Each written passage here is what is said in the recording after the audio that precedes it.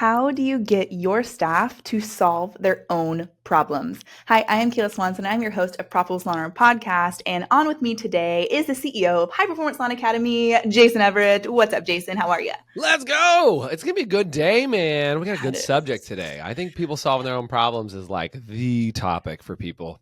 At I least think if so you own a too. business, you want to know how to do this. Yeah, I mean, because you have people coming in where they maybe have a lot of experience, they're fresh out of school, and a lot of people kind of Sure. come in and they're really intimidated by something new, and they don't have the experience that they need to be able to solve their own problems, make their own decisions, or it's a lot to acclimate. And so I think a lot of times people ask that question of like, how do I support my team, no matter whether they have 20 years of experience or they're fresh out of school or wherever the Yeah. situation is, how do you come alongside and support them in that? So I'm super stoked. You have some experience with this, yay? Nay?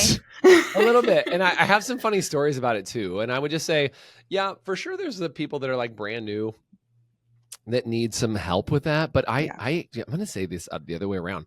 More of the people that I've helped have been the grown people, I'm going to call them that, the grown people that either don't know how to handle it or like they're just stubborn in their old ways. And they just like, honestly, people kind of think they're lazy. They're just like, I don't know, you just tell me how to do it and I'll do it. And it's like, what happens is people become very risk averse and they don't want to, they don't want to, if somebody tells them what to do and it fails, it's not their fault if somebody told them what to do. Yeah. And so people get off that kind of they want to let themselves off the hook for not having to be responsible for things by asking somebody to tell them exactly what to do. And we have this society where, well, if you told me how to do it and it didn't work, I guess that's not my fault. And people just don't like responsibility at the end of the day. And if I can show you how to get people to be responsible, that is the magic. Yeah. So that's what I'm pumped about No talking kidding. about today. I mean, we hear a lot of times like salon owners are like, I feel like I'm running a daycare instead of a business. And so and a lot of 100%. time it's like hurting Yeah. kitties. So what would you say to the people Hurting those who kitties? Come along,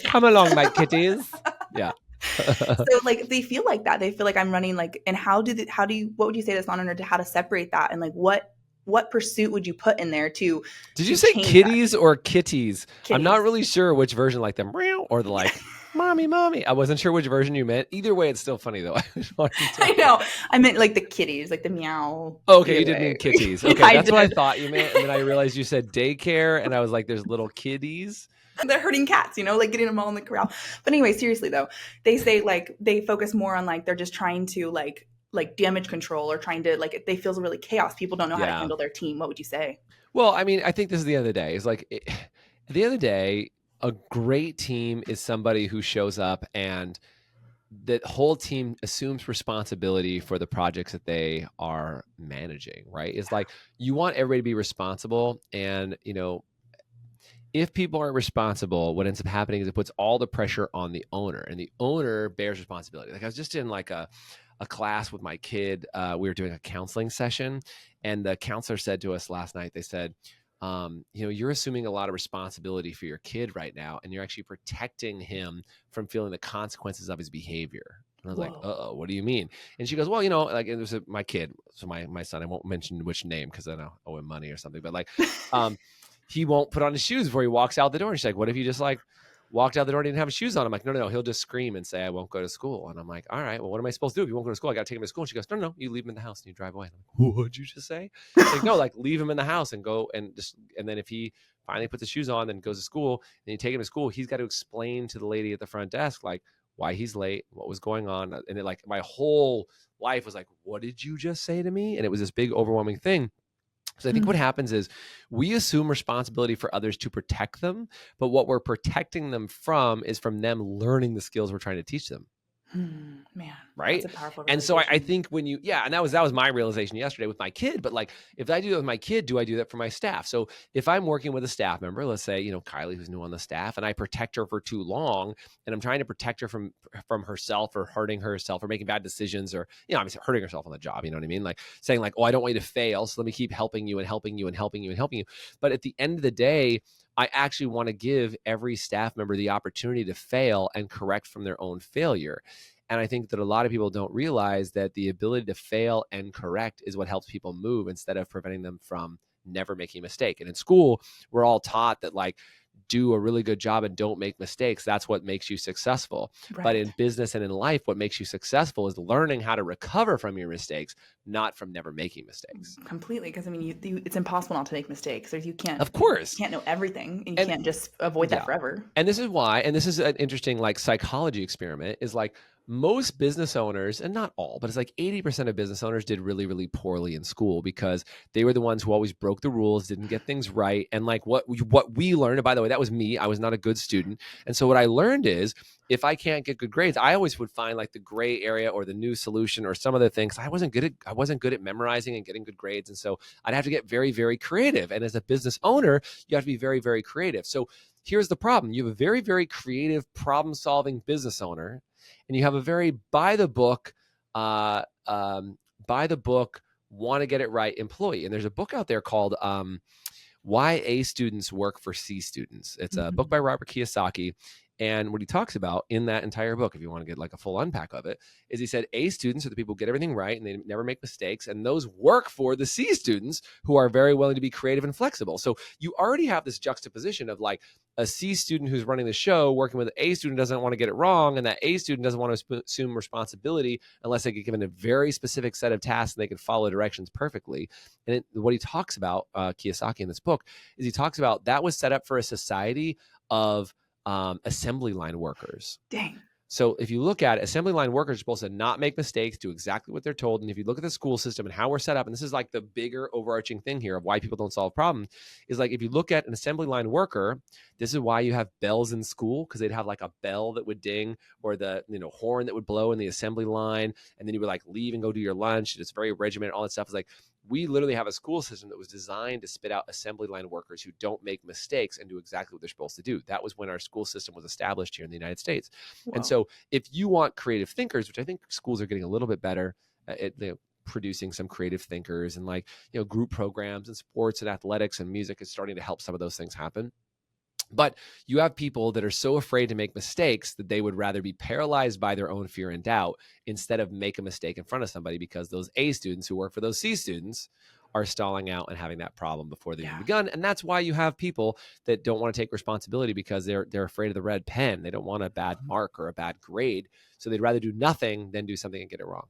Yeah, completely. And I think like that's such a good point. And laying it out like that makes like I can relate with that big time. And I think before we dive into how to help your staff solve those problems, there's also the other side of it as the owner, as like you have a hard time letting go of control. What? So what control freaks own businesses? Control freaks. Yeah, most business owners are people that like hated to work for somebody else. And they're like, I hate how you're doing it. I want to make up my own rules. And so they leave and open their own business so they can make up their own rules, which ain't good either.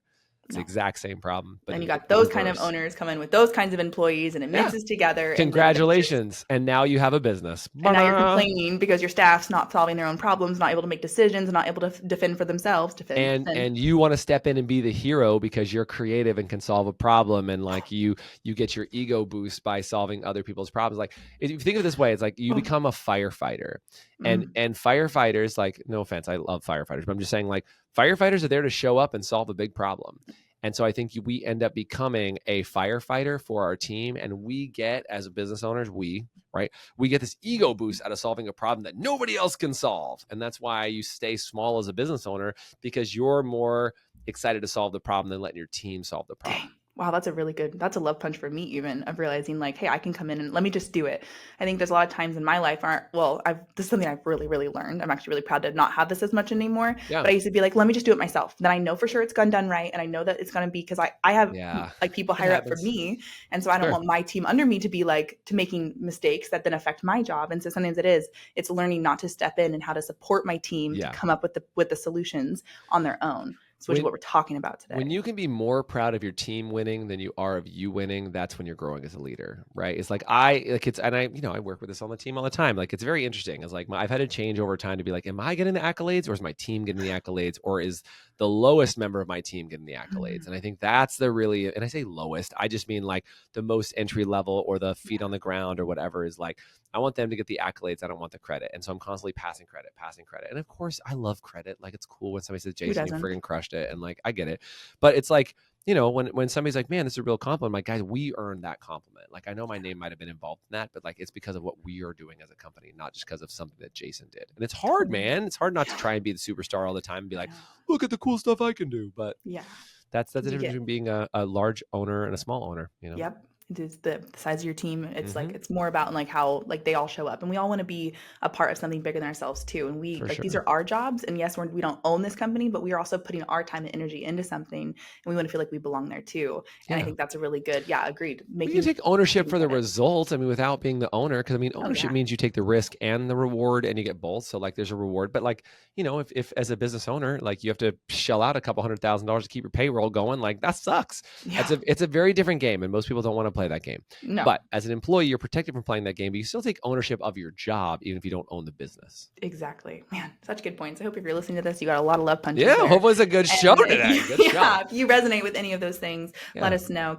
Drop a comment in the chat if you want to. I'd love to hear from you on if any of those things resonate with you, because we're going to start to dive in now on then what do we do about that? So Jason, like when an employee comes and they're like, what do I do? Help me solve this problem. I can't do it on my own. What would you say? Yeah. So building a salon empire takes vision. Staying profitable takes the right tools. Right now, HPSA listeners get 30% off Aura Salonware for 3 months, plus $5,000 in free text. Get started at aurasalonware.com/HPSA. Let me tell you about a story. I used to work with Massage Envy, and there was a gal who was named Dale. And Dale came to me one day and she asked me this question. She goes, Jason, she's like, what am I supposed to do when people ask me stupid questions? And I was like, well, okay, what do you mean? She's like, well, they're always asking me stupid questions. I'm like, can you give me an example of this stupid question? She goes, yeah, the other day somebody came in and said, the 27th next week, what day of the week does that fall on? And I'm like, oh, okay, that's a weird question to ask somebody. Like, can't you just look at a calendar? And she's like, yeah, but they don't want to look at the calendar. They want to ask me. And I'm like, well, what did you give as an answer? Now, notice what I did here. Every time she asked me a question, what did I respond back to her with? A question. So this is tip on number one here. And so even for me, I'm like, well, what did they ask you? I said, what did they ask you? How did you handle it? Like, I'm asking all these questions. And I said, so what did you do when they asked you the question? She said, the 27th is on a Thursday, damn it. Now get out of my office. And I said, hey, Dale, now this is like, I asked. Now it's my time to drop some knowledge.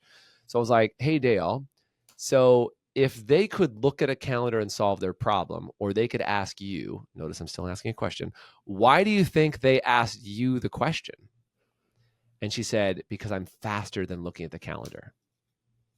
And I was like, oh, interesting. So again, notice I asked a question. So what would happen if you said, that's a great question, you should look that up? What would happen if you just turned it back on them and let them solve their own problem? And she's like, they'd probably stop asking me. And I said, yeah, you're right. They would stop asking you because you currently are the fastest solution to their problem. So they all come to you because you're the shortcut. So you've created yourself an important position for you to be the unofficial shortcut in the business. And what would happen? So she stopped answering questions, and she was probably a little dramatic at it first when she did it, but she stopped answering questions. Like, that's a great question. I'm not answering it for you. And I was like, well, maybe give them something back. Be like, that's great. Where could you find the answer? Yes. And just some things like that. And so what started happening is they started turning it around. They stopped asking her what she considered stupid questions, and they were solving those small things. Now, I think sometimes people can come to you with real problems like, hey, we have this problem with a client. How do I handle it? And you can there's another turnaround question. It's like, that's a great question. What do you think we should do? Totally. Right. And I know this sounds silly because the problem is, as an owner, you do have the answer.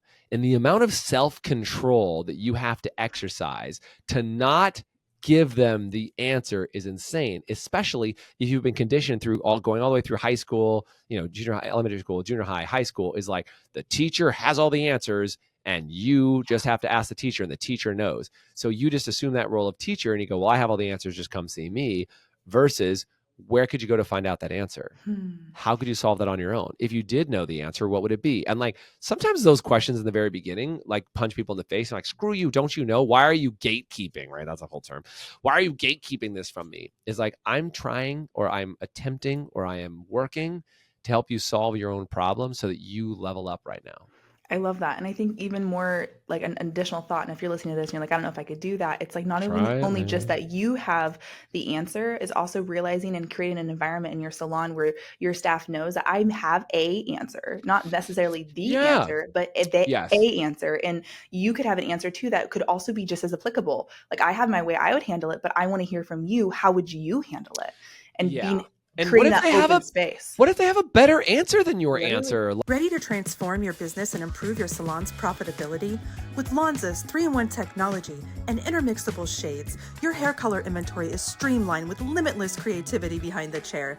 Click the link below to unveil the secret to salon success. Like Kayla, we just talked about this the other day, right? Is like Kayla and I have the phrase I invented for Kayla, right? And we were just talking about this the other day, is that you have, for the years that you've worked for me, you've always come to me and been like, hey, what about this? And I was, for a long time, I was like, no. and then I was like, no, I don't want to do that. That's not how we do things here. And like, in a good way, you were persistent and you kept, trying to get it done. And then I evolved to a new answer for you that was like, hey, why don't you try it, and you can prove me wrong with numbers, meaning if you generate the result, I won't question it. Like, feel free. And I gave you the latitude and the space to be able to go test your idea. And a lot of times, probably most of the time, you would win. You would win. Literally. And you'd come back and like, haha, look at what I did. And like in a highly very nice way. I was like, Yeah. okay, I will. and for you, you're motivated by, like, in a good way, proving me wrong. I mean, not in a bad negative, like, right. but no, like, but I like to. You're like, hey, let me show you. Like, hey, I'm going to prove this is going to work. And then you would go and prove it. And so I would kind of say no or say maybe. And like, you're welcome to try. I'll give you the latitude. I'll give you the space. I'll give you whatever. And you come back and prove it over and over again that you do have the ability to problem solve in a way that I don't normally problem solve. And it's to your benefit. Yeah. But for a lot of people, you don't create enough as an owner. You don't create enough safety for them to have that space to do it, because they want to know exactly what to do. So sometimes what happens, you got to realize that if your team is not coming to you with answers, it's because either you've been a bully, and when their answer didn't work, you're like, see, I told you I had the answer. Or you chastise your team when they make a mistake. You're like, hey, you can never let that happen again. And I was just onboarding some new team. And I said, listen, man, it's totally fine to make a mistake once or twice. If you make the mistake once or twice and you correct, I'm good. But if you make it 3, 4, 5 times, we got a problem. That means you're not doing something right. But if you make a mistake in learning, I'm good to go. Like, great. And I've done that before. We've done it with hires and with all kinds of things. I'm like, sometimes we've hired people and I'm like, I don't think that person's going to stay. And I'm like, but I can either say, you need to fire that person right away because I can see something you can't, or I give you the opportunity to learn the experience points for you to learn. Because I got to remember, I've hired hundreds of people. Yes. That new person maybe has only hired 3. So they don't see the same things that I see. And my job is to level up the people around me so they get my experience from their actions and my insights, not just from my knowledge. Because if they need my knowledge to act and operate, then I'm constantly required by the business, and my goal is to not be required. Exactly. Which is the goal for, hopefully, if you're listening to this, hopefully that's your goal too. It's not be required by your own business. Yeah. Is get yourself to a place where that's not the issue. Yeah. And surrounding yourself with people you can trust, and you're not going to know if you can trust your team unless you get the opportunity to run with something. And I think one of the, right. like, and allow them to fail and allow them to fail. And I used to think, like, somebody asked me the other day what my favorite part about working in this company. I was like, oh, that it's okay to fail. But I think that my favorite part is like, it's okay to fail as long as you're learning from the mistakes that you're making. Totally. Like, it's fail okay forward, to we're good to fail go. forward. And that is one of my favorite things that I've learned, is I'm not afraid of the mistakes that I've made, because now when I make them, I'm like, whoops, my bad. Okay, let's figure it out. Let's figure out how not to solve that problem, not make the mistake twice, and learn from those. Because you can tell really quickly when you give people the space to be able to run with what they want to do in their ideas. It's like when that shift happened for me, and I was able to even run with my ideas, even just to prove you wrong, or to accomplish something in a nice way. In a nice way, yeah. Yep, even just like it allowed me to expand my creativity and be okay, well, how then, if I want the idea to work, how do I make it work? And then when it didn't work, sometimes it would take me 6 months to have those numbers that proved it wrong. Yeah, because but I'm still pursuing it and pursuing my ideas, and it allowed me the ability to open up and think of ideas, and even come to you and be like, hey, I have more ideas now. Yeah. And to be able to grow and build upon that, because that safe space was then starting to build on itself. And that's what we're saying with your team. Create a safe space that they feel like they are also included, that they are smart too. They might not own the business. They might not have worked for 15 years in the business, but they do have ideas. And we want to feel like we're a part of something, and getting to make decisions, make mistakes, and have ideas to solve problems will make your team blossom and feel more a part of your company. Agreed. Yep. 100%. Yes. Nice. Opening a new salon or remodeling? Feeling overwhelmed? We've got you. At Collins, we custom build salon equipment made just for you in Tennessee. with local reps and designers to guide you from layout to delivery. Explore at collins.co/HPSA. So good, man. I love this topic. It's like he's all fired up. It's a good one, man. It's a good one. I think it's because for me, learning to solve my own problems has been a powerful learn in my entire life. You know, Yeah. I've really Yeah. learned it at work and then being able to apply it. And that's why it's such a powerful thing, because you as the owner will get to have less responsibility, less like requirement, like we said earlier, and you'll have a team that you can actually depend on to make decisions for you or to be able to problem solve, which brings me to my Yeah. next question. Yeah, Oh, you go ahead. wanna say? No, go ahead. Go ahead. Nice. Because I want to know, like, so then people are like, well, yeah, but like there are certain problems that I don't want to let go of. What would you say to the owner who's like, well, Right. but how do I know which problems that I'm okay with them Yeah. making? And that, like, how do you It's a know good that question. line? There's some interesting books on that. There's a book called The Decision Tree that kind of says like what's a leaf decision, what's a branch decision, Nice, what's a trunk decision, what's a root decision. So for example, like this just came up the other day, is somebody was solving a problem and they had to solve it and it cost a couple $100 to solve the problem. And I'm like, well, they spent a couple $100 solving a problem, but it made $12,000. And I was like, well, okay, are we willing to spend a couple $100 to make $12,000? Yes, of course we are. And what was interesting is, you know, we've had this conversation internally is like, what level of dollar amount can you solve with or without approval? So for example, in your company, you might say to your front desk, like how crazy it would be if you said to your front desk or your sales desk, you said, hey, if this is a $50 to $100 problem or less, could you just solve it? And like, I trust you to make that decision. And like, I'll back you to the wall. Cause like, let me just say this. If you're an owner and you're jumping in to solve a $25 problem, like you're probably wasting your time. And all you have to do is at the end of the week, be like, hey, how was that thing? And they're like, well, I did this. I did this. Like, well, okay. I might not have done it that way. In the future, I do it this way. But like just the fact that you had somebody else solve it, it saved you probably that 25 to $50. Now, at different levels of people, you might have a manager or a director. You might say, hey, you can solve a problem that's a $500 problem or a $1,000 problem. And like different people on my team can solve problems at different levels. So like directors on my team can solve a $1,000 problem, but if it's over $1,000, they need to involve me in the process. And that's kind of like the leaf decision is like, as long as it's free, you can solve it. A branch decision is like $50. A trunk decision might be $100, but then a root decision is like $1,000 or more. So if you look at it in terms of like dollar amount solve of the problem, that's a really big deal. Or like if it really won't affect too many people, you can go ahead and make that call. Tony Haish from Zappos, the late Tony Haish, before he passed away, he had some really interesting strategies at Zappos about solving problems. And there's a famous story about him that he allowed his team to solve any problem for less than like $200. And it was like every single person on his team. And there was a story where this woman had bought some shoes and she bought some shoes and returned a couple of them, but they were past the return date. And like the customer service person was on the phone and the lady said, I need to return these shoes. And they're like, sorry, ma'am, you're after your return date. And she goes, well, it's for my late husband. Like he passed away and I ordered these shoes for him and he never put the shoes on. And now the customer service rep could have been like, hey, sorry, like after the return policy, but the customer service person, you know what, we'll take care of you on that. They went ahead and returned the shoes. And then they actually sent flowers and said, sorry for your loss. And like, we really, what a terrible thing to have gone through. I hope that at least by returning the shoes, like it gives you some sense of that and you don't have to stare at those shoes anymore. And I want to, and it was like a nice little note they sent out for like $60 for flowers or whatever for this woman. And like, that's the kind of customer service that Zappos was known for, is that they would do things way out of the ordinary because they empowered their employees to make decisions that the owner of the company might not have made that call, but like as a human being, it was a good call to make. Yeah, and so that's where like telling other people for a long time. And that's what they said is they're like, she'll buy her shoes from that company forever. You know what I mean? Just because of sticks. Yeah. And I think that's the idea is you want to be able to empower people to make those decisions and you'll start to see your team blossom when they can make those. So that's my quick thoughts on that. Dang, no kidding.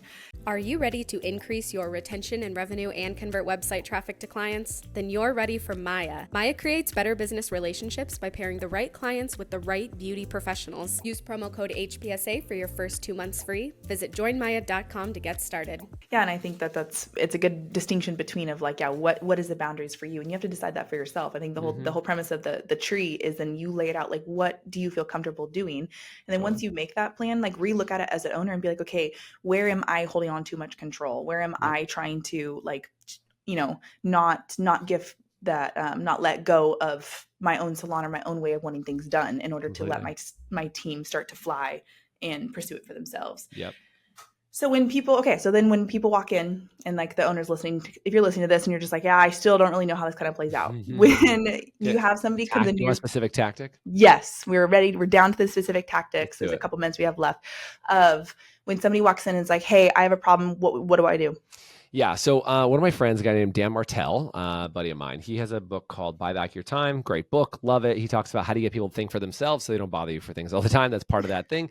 And he has a method in there called the 1-3-1 method. 1-3-1 is one of my favorite methods. Yeah. And we use it all around here all the time, but full credit to Dan. That's his idea. But it's you come with one problem. You come with your 3 solutions that you think are possible. And then you decide which of those solutions that you would probably do. So if you came to me and said, hey, Jason, I need to buy this thing, but we don't have the money. I would go, well, okay, we could sell something in order to buy it. We could pull money out of my own personal bank account, or we could, run a new promotion and then get the money for it. And then if you were the manager, you would say, great, which of those 3 do you think we should do? And I go, well, I don't know. Which one do you want? Like, no, you pick one to let me know. And this happens with assistants and other things. I'm like, hey, what I want you to do is come with 3 options, 3 flight options. You tell me which one you would think. And here's the really important part. You give me the rationale behind why you chose that. And then I will tell you which one I'm going to pick also. And then hopefully you'll adjust your rationale with my rationale and your rationale, because you might use that rationale to buy the thing or book the flight or whatever it is. And it might be very logical. You're like, well, this one's cheaper. And I'm like, well, cheaper is not necessarily the only factor that I have, or this would get us there faster, or this would whatever. And I'm like, that is an important factor. And here's another important factor to me. And now all of a sudden, now I'm in a mode where I'm teaching you based on what I'm weighing in on, and I'm learning your habits and your behaviors. And so what's happening is in 2 ways, you're learning how I think, I'm learning how you think, and I'm training you in that process. And then what starts to happen, I've done this with a lot of assistants, is like, hey, come to me with that 1-3-1. And then after a while, like now, like some of my team has been around for 3 and 4 years. They just come to me and go, here's a problem. This is how I'm solving it. Are you cool with that? I'm like, yep. I'm like, yeah, sure am. And now they don't even come to me anymore. They're like, I got it. They're like, I already handled it. I hope that's okay. And like, I love that. I love when people come to me and they're like, yeah, so here's how I handle that. Would you? And now this is what happens. They literally come to me and say, hey, this came up. Here's how I handled it. Do you have any feedback, or would you have handled it any differently? That's beautiful. That is like beautiful. The magic, right? Is like, oh, this guest complained. We went ahead and took care of their service. We rebooked this, and we did this, and we responded to their complaint online. And like, your job should be high freaking 5, right? Like, that's amazing. Thank you so much. And no, I'm good. That's awesome. Or in a very kind way, like, well, and I always, me, I always have something I would add to it. I'm like, there's always like, because I'm like, well, next time I would add this one little thing too. And like, hopefully it's just an upgrade. Like, I'll upgrade everything all the time. But like, hey, if I have any thoughts, great. Or if I don't, like, good to go. And I don't think you should ever take that as like if there's, I'm looking for him to never have any upgrades. But I think as a business owner, you're constantly looking to solve it. So you can get your ego out of the way, use the 1-3-1 method or several other methods, and just really give people the opportunity to just, celebrate their mistakes, learn those as lessons, and help them correct very quickly. I think it'll move you forward. Yes. I think if you take anything away, take mostly the takeaway that get into the habit of allowing your team to think for themselves, whether you ask them more questions back, get them to think for themselves.